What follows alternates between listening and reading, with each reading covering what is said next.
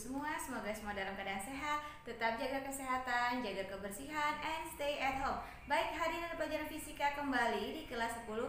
Materi hari ini mengenai jenis-jenis alat ukur dan dimensi ya. Jadi sebelum kita masuk ke dalam pembahasan materi, jangan lupa like, comment, share, and subscribe, dan jangan lupa nyalakan tombol loncengnya agar kamu bisa selalu mengikuti perkembangan pembelajaran video dari saya. Nah, ada banyak jenis-jenis alat ukur yang digunakan dalam pengukuran di dalam fisika.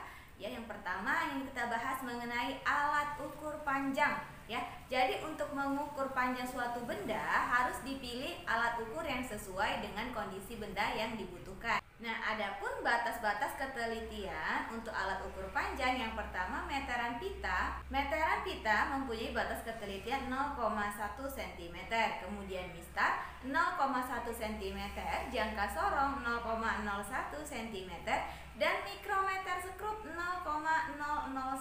cm. Nah, untuk yang pertama kita akan membahas mengenai mistar atau penggaris. Di dalam mistar atau penggaris, skala terkecil dari mistar adalah 1 mm atau 0,1 cm, dan ketelitiannya setengah skala terkecil 0,5 mm atau 0,05 cm. Bagian skala terkecil mistar adalah 1 mm. Nah, yang kedua yaitu meteran pita. Meteran pita skala terkecilnya 1 mm dengan ketelitian setengah skala terkecil 0,5 mm. Meteran pita ini memiliki skala lebih banyak dibanding mistar ataupun penggaris dan terbuat dari bahan yang mudah digulung. Meteran pita biasanya banyak digunakan oleh tukang bangunan untuk mengukur panjang dan lebar sebuah benda. Nah, yang ketiga, jangka sorong, di mana jangka sorong ini untuk mengukur diameter luar atau diameter dalam dan kedalaman sebuah benda.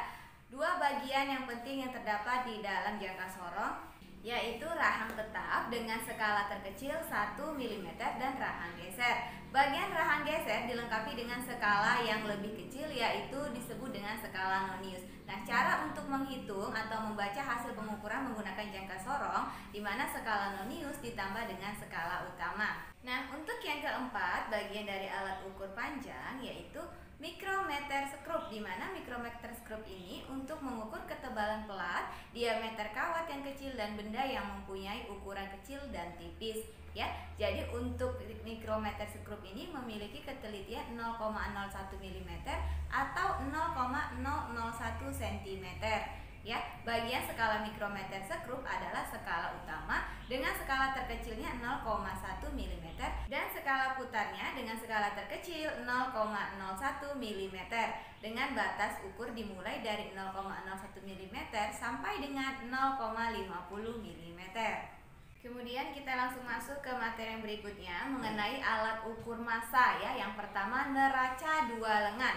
Prinsip kerja neraca dua lengan dengan meletakkan beban yang diukur di salah satu lengan neraca dengan massa satuan di lengan lainnya. Massa dikatakan sama atau seimbang ketika terjadi keseimbangan antara kedua lengan. Batas ketelitian neraca ini yaitu 0,1 gram. Yang kedua yaitu neraca Ohaus 3 lengan. Bagian dari neraca Ohaus 3 lengan yang pertama adalah lengan depan dengan skala 1 gram, kemudian lengan tengah dengan skala 10 gram, dan lengan belakang dengan skala 100 gram.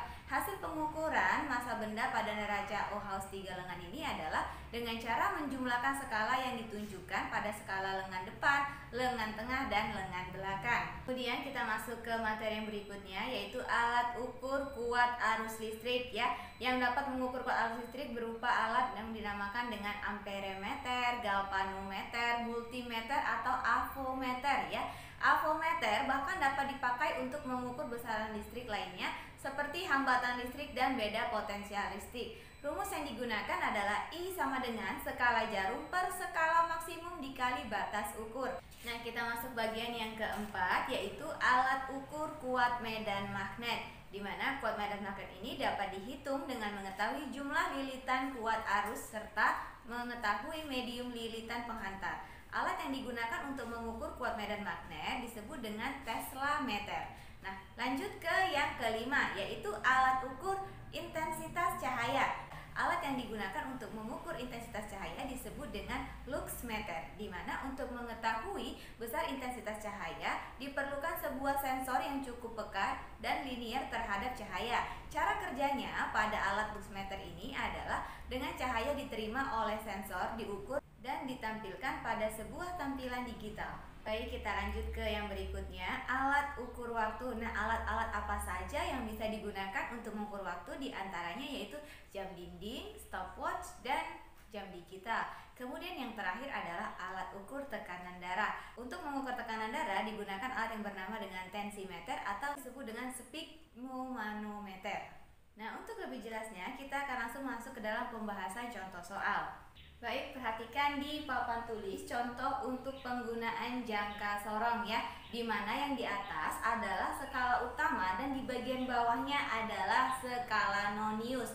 Jadi cara pengukurannya perhatikan pada gambar. Untuk yang pertama, hasil pengukuran skala atas, skala tetapnya 2,2 cm ya. Itu untuk bagian atas, perhatikan. Kemudian ada bagian yang berhimpit atau berpapasan atau satu garis ya, di mana skala nonius yang berhimpit di skala tetap adalah yang ketiga. Jadi skala pengukuran untuk yang bawah namanya skala nonius itu 0,3 mm sama dengan 0,03 cm. Jadi skala nonius ini harus dalam bentuk satuan cm ya. Untuk berikutnya yaitu hasilnya, maka skala utama ditambah skala nonius sama dengan 2,2 ditambah 0,03 cm sama dengan 2,23 cm.